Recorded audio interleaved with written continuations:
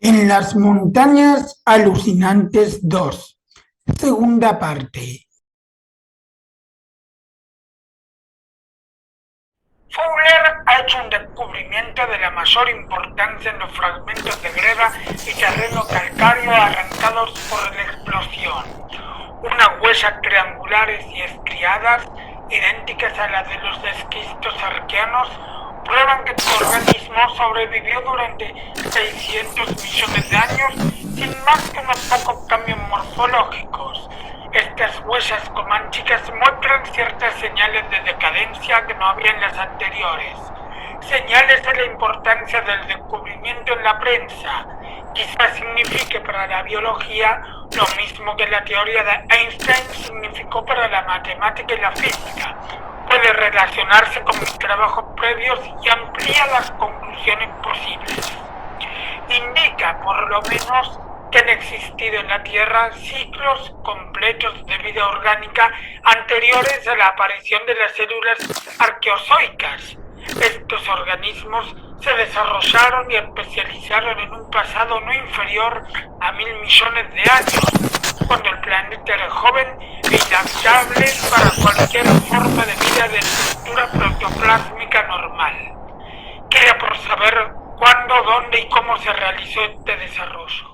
Más tarde, examinando fragmentos de esqueletos de ciertos saurios y mamíferos primitivos, marinos y terrestres, he advertido unas curiosas lesiones locales que no pueden atribuirse a ningún carnívoro conocido.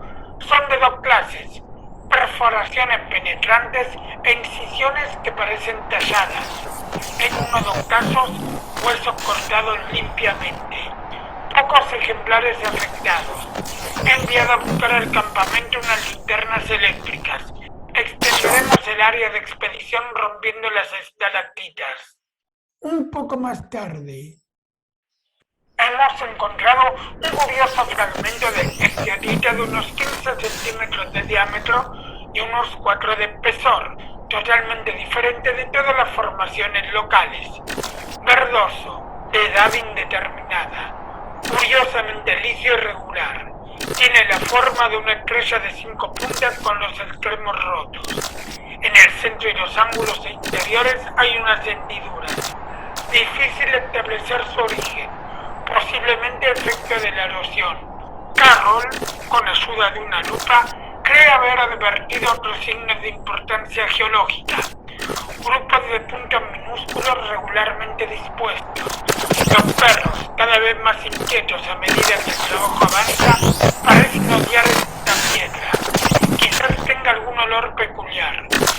Volveremos a informar cuando Phillips regrese con luces y comencemos a trabajar en el subterráneo. 22:15. Importante descubrimiento. Orendorff y Watkins encontraron bajo tierra a las 21:45 un fósil monstruoso en forma de tonel, de naturaleza totalmente desconocida. Se trata quizá de un vegetal o de un ejemplar gigantesco de protozoario marino desconocido. El tejido ha sido indudablemente preservado por sales minerales, duro como cuero, pero de una flexibilidad sorprendente en ciertos lugares. Señales de partes rotas en las extremidades y los costados. 1,80 m de altura. Diámetro central, 1 metro. Diámetro en los dos extremos, unos 30 centímetros. Como un tonel, con 5 notables salientes en lugar de duelas. Unas fisuras laterales que podrían corresponder a unos tallos delgados en la parte más ancha de estas salientes. En las hendiduras que separan las salientes hay unas excrescencias extrañas, crestas o aletas que se abren y extienden como abanicos, todas muy dañadas, excepto una que alcanza extendida una longitud de 2 metros. Me recuerda a ciertos monstruos de las leyendas primitivas, particularmente a los antiguos del Necronomicon. Estas alas membranosas están sostenidas por algo así como un armazón tubular. En los extremos del armazón parece haber unos orificios diminutos. Los extremos del cuerpo se han recogido sobre sí mismos y no permiten ver el interior ni adivinar si había alguna pieza anatómica. Haremos una disección cuando volvamos al campamento. No podemos decidir si es vegetal o animal, pero se trata indudablemente de un ser increíblemente primitivo. Hemos puesto a todos a la tarea de secar estalactitas y buscar otros ejemplares. Encontramos otros huesos dañados, pero esto puede esperar. Tenemos dificultades con los perros. No pueden soportar la presencia de este curioso ser. Si no los mantuviésemos a raya, lo harían pedazos. 22:30. Atención, Dyer Pagody Douglas. Asunto de la más alta, debo decir trascendental, importancia. Que la CAM transmita enseguida la noticia de la estación de Kingsport Head. El organismo en forma de tonel es el mismo que dejó las huellas en las rocas. Mills, Boudreau y Fowler encontraron un grupo de 13 de estos seres a unos 12 metros de la entrada del subterráneo. Estaban mezclados con fragmentos de esteatita curiosamente redondos, más pequeños que el anterior. Son también de forma de estrella, pero pocas de las puntas están rotas. De estos ejemplares, 8 se han conservado muy bien. No falta ningún apéndice. Los hemos traído a la superficie, manteniendo alejados a los perros. No toleran la cercanía de estos fósiles. Atiendan bien a nuestra descripción y repiten para mayor exactitud. Los periódicos no deben cometer errores. Longitud total, 2,5 metros. Torso provisto de 5 aletas salientes de 1,80 m de diámetro. Tejido exterior gris oscuro, flexible y de gran resistencia. Alas de 2 metros de largo del mismo color. Se repliegan entre las salientes. Armazón tubular, con orificios en los extremos, de un color menos oscuro. Las alas extendidas son de bordes delicados. En el centro del tonel, en cada una de las partes similares a ruedas, hay 5 sistemas de brazos o tentáculos flexibles, de color gris. Se aprietan contra el torso, pero extendidos alcanzan 1 metro de longitud, como los brazos de los crinoideos primitivos. El tallo principal, de unos 8 centímetros de diámetro, se divide a los 10 centímetros en 3 secundarios, de los que nacen a su vez a los 20 centímetros, 5 pequeños tentáculos delgados, o sea, un total de 25 tentáculos. En lo alto de la masa torácica hay un cuello bulboso gris, provisto de una especie de agallas. La aparente cabeza es una estrella de 5 puntas cubierta por un vello duro de unos 8 centímetros de largo y de todos los colores del prisma. Esta cabeza gruesa, de unos 60 centímetros de una punta a otra.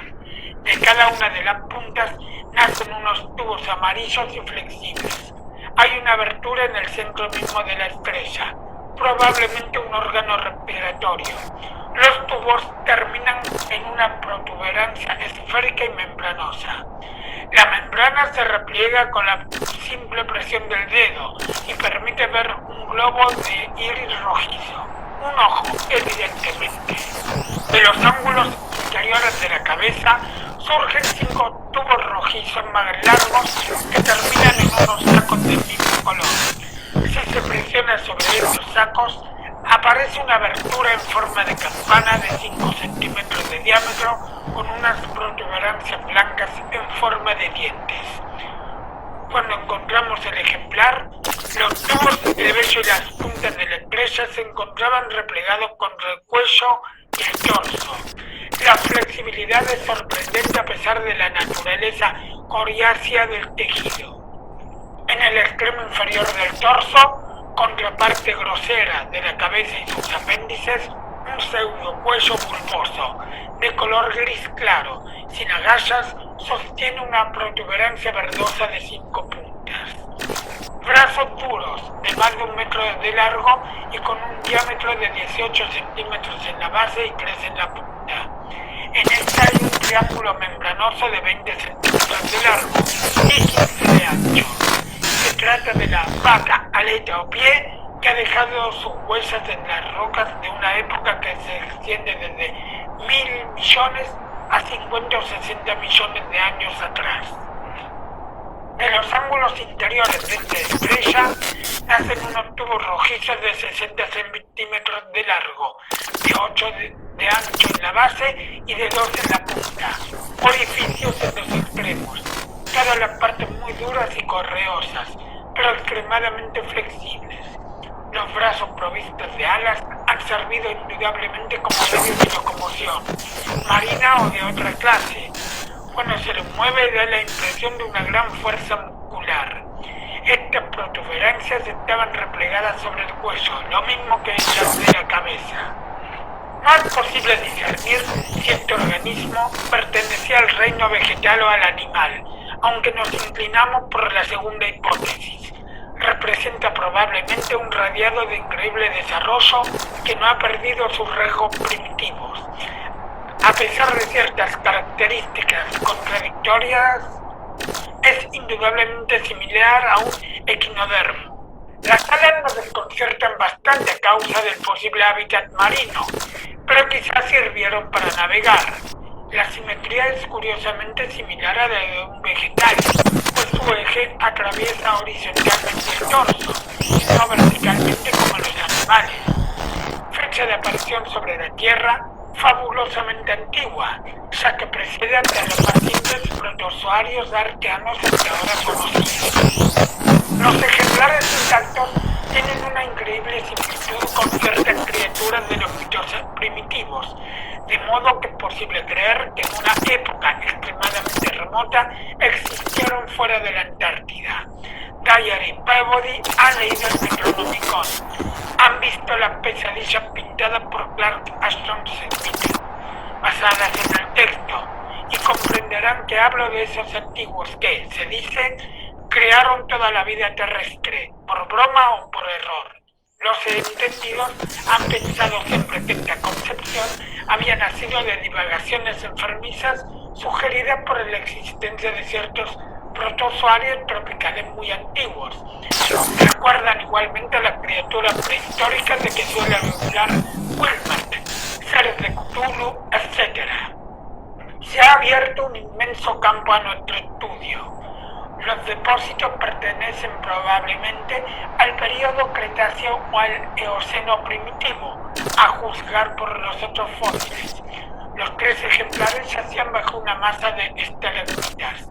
Ha costado mucho desprenderlos, pero la dureza de los tejidos ha evitado daños irreparables. El estado de preservación es milagroso, debido posiblemente a la acción de la piedra caliza. No hemos encontrado más, pero luego reanudaremos la búsqueda. Por ahora, tenemos que ocuparnos en cómo traer los ejemplares al campamento sin ayuda de los perros, que ladran furiosamente, ya que es imposible dominar cuando están cerca de las criaturas. Tenemos que manejar los trineos con 9 hombres, 3 tienen que ocuparse en cuidar a los perros. Vamos a establecer un puente aéreo con el estrecho de McMurdo y comenzaremos a trasladar el material. Desearía que tuviésemos aquí un verdadero laboratorio. Dyer puede avergonzarse por haber tratado de evitar esta expedición. Primero las montañas más grandes del mundo, luego esto. Si no se trata de nuestro mayor descubrimiento, no sé qué es. Como hombres de ciencia tenemos la gloria asegurada. Felicitaciones, Peabody, por el aparato que reveló la cueva. Que el Arkham repita ahora la descripción. Las sensaciones que Peabody y yo experimentamos al recibir este informe son verdaderamente indescriptibles. El entusiasmo de nuestros hombres no era menor. McTighe, que había descifrado rápidamente algunos trozos a medida que llegaban, transcribió para nosotros la totalidad del mensaje tan pronto como el operador de Lake cortó la comunicación. Todos comprendimos enseguida la extraordinaria importancia del descubrimiento. Cuando el Arkham terminó de repetir la descripción, envié mis felicitaciones a Lake. Lo mismo hicieron luego Sherman desde la estación del estrecho de McMurdo y el capitán Douglas desde el Arkham. Más tarde, como jefe de la expedición, escribí algunas notas para que el Arkham las transmitiese al mundo. Como era natural, nadie pensaba en dormir. Mi único deseo era de trasladarme al campamento de Lake con toda la rapidez posible. Me sentí realmente decepcionado cuando Lake me hizo saber que una tormenta que venía de las montañas hacía imposible toda navegación aérea. Pero 1 hora y media más tarde ya había olvidado mi decepción. Los nuevos mensajes de Lake informaban que los ejemplares habían sido trasladados al campamento con todo éxito. Había sido una tarea dura, pues aquellos seres eran sorprendentemente pesados. Ahora algunos de los hombres estaban construyendo un corral a una distancia conveniente del campamento para que los perros no molestasen. Los ejemplares, salvo uno que Lake trataría de disecar, quedarían afuera, sobre la nieve. El trabajo resultó inesperadamente duro. A pesar del calor que reinaba en la tienda gracias a la estufa de petróleo, los tejidos de engañosa flexibilidad del ejemplar elegido por Lake entre los 8 que se habían conservado intactos no perdieron nada de su naturaleza correosa.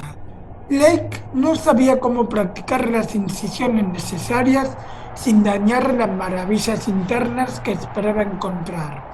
Disponía, es cierto, de otros 7 ejemplares en buenas condiciones, pero no podía dañar a uno tras otro. En consecuencia, hizo trasladar a la tienda un ejemplar que, aunque conservaba parcialmente aquellos órganos en forma de estrella de los extremos, tenía en muy mal estado uno de los surcos del torso. Los resultados del examen, rápidamente comunicados por radio, fueron de veras contundentes y asombrosos. Sin instrumentos capaces de cortar aquel anómalo tejido, era imposible efectuar una investigación minuciosa, pero lo poco que se obtuvo nos dejó estupefactos y con cierto temor. Era necesario revisar toda la ciencia biológica. La criatura no estaba relacionada con ningún sistema orgánico conocido. No había depósitos minerales y, a pesar de una edad de quizá 40 millones de años, los órganos internos estaban absolutamente intactos. Aquella naturaleza coerrosa y casi indestructible parecía ser inherente a la organización de la criatura y provenía sin duda de algún ciclo paleógeno de evolución invertebrada que estaba más allá de toda posible imaginación. En un principio, Lake no encontró sino una materia seca, pero a medida que el aire de la tienda se iba recalentando, comenzó a aparecer un líquido verdoso de olor punzante y ofensivo. No era sangre, pero sí un fluido espeso que parecía cumplir las mismas funciones. Para ese entonces, los perros ya estaban en el corral, pero a pesar de la distancia sintieron aquel olor acre y difuso y se pusieron a ladrar furiosamente. Lejos de ayudarnos a ubicar a aquella extraordinaria criatura, esta disección no hizo más que aumentar el misterio. Todas las suposiciones acerca de los órganos exteriores habían sido correctas, de modo que parecía indudable que se trataba de un animal.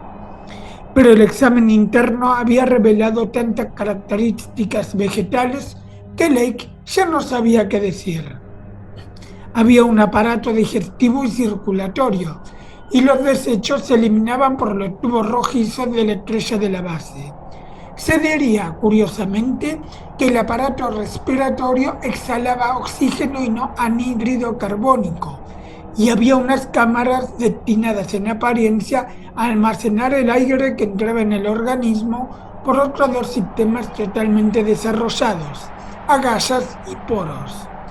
Se trataba indudablemente de un anfibio y parecía estar adaptado para pasar largos periodos de invernada sin necesidad de aire. Había otras anomalías para las que no se encontró solución inmediata. Un lenguaje articulado no parecía posible. pero podía creerse en la existencia de toda una gama de sonidos musicales. El sistema nervioso era de tal complejidad que Lake quedó estupefacto. Aunque excesivamente primitiva en algunos aspectos, la criatura tenía todo un sistema de centros y prolongaciones ganglionares que llegaban al límite del desarrollo especializado. El cerebro de 5 lóbulos era de gran perfección y había indicios de un sistema sensorial del que formaba parte el vello de la cabeza, totalmente extraño al de los organismos terrestres. Había allí probablemente más de 5 sentidos, de modo que para conocer los hábitos de aquella criatura no era posible recurrir a ninguna analogía. Debía de haber gozado, pensó Lake, de una extraordinaria sensibilidad y de funciones altamente diferenciadas. Podía relacionársela en ese sentido con las abejas y hormigas de hoy. Se reproducía como las criptógamas, especialmente las pteridofitas, pues llevaba depósitos de esporas en las extremidades de las alas y se desarrollaba evidentemente de un talo o prótalo. Pero por ahora no se le podía dar un nombre. Se parecía a un protozoario, aunque era indudablemente algo más complejo. Tenía ciertos elementos vegetales, pero en sus 3/4 partes era de estructura animal. La simetría y otros atributos indicaban claramente un origen marino, y sin embargo parecía capaz de adaptarse a cualquier ambiente. Las alas, sobre todo, hablaban de hábitos aéreos. Era imposible concebir cómo había logrado evolucionar de tal modo en un mundo recién nacido.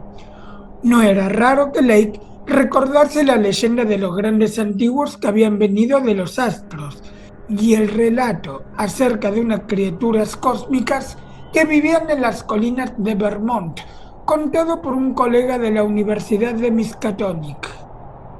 Naturalmente, Lake consideró la posibilidad de que las huellas precámbricas perteneciesen a una especie menos evolucionada, pero luego de reflexionar acerca de las características de los distintos fósiles, rechazó rápidamente esa teoría demasiado cómoda. En los ejemplares más recientes se advertían signos de decadencia antes que de evolución. El tamaño de los pies había disminuido y el conjunto de la morfología parecía más grosero y simple. Además, los nervios y órganos recientemente examinados parecían haber retrogradado desde formas más complejas.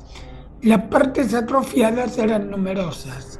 De todos modos, poco podía averiguarse, así que Lake recurrió a la mitología en busca de un nombre provisional y llamó jocosamente a sus hallazgos los antiguos.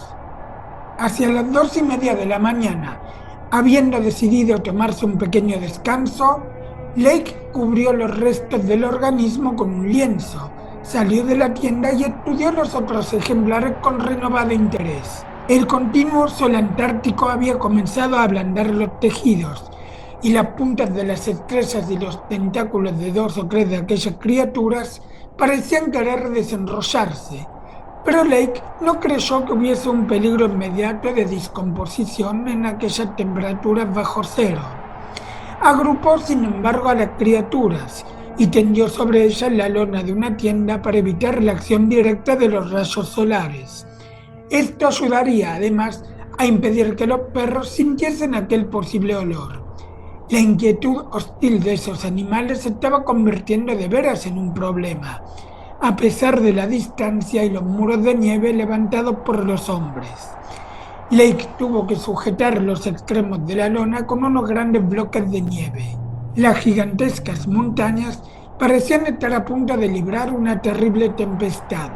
Los primeros temores acerca de los repentinos vientos antárticos revivieron otra vez, y bajo la supervisión de Atwood se aseguraron las tiendas, el nuevo corral para perros y los toscos refugios de los aeroplanos. Estos últimos, construidos con bloques de nieve, no tenían todavía la altura necesaria, y Lake ordenó a todos sus hombres que trabajasen en ellos.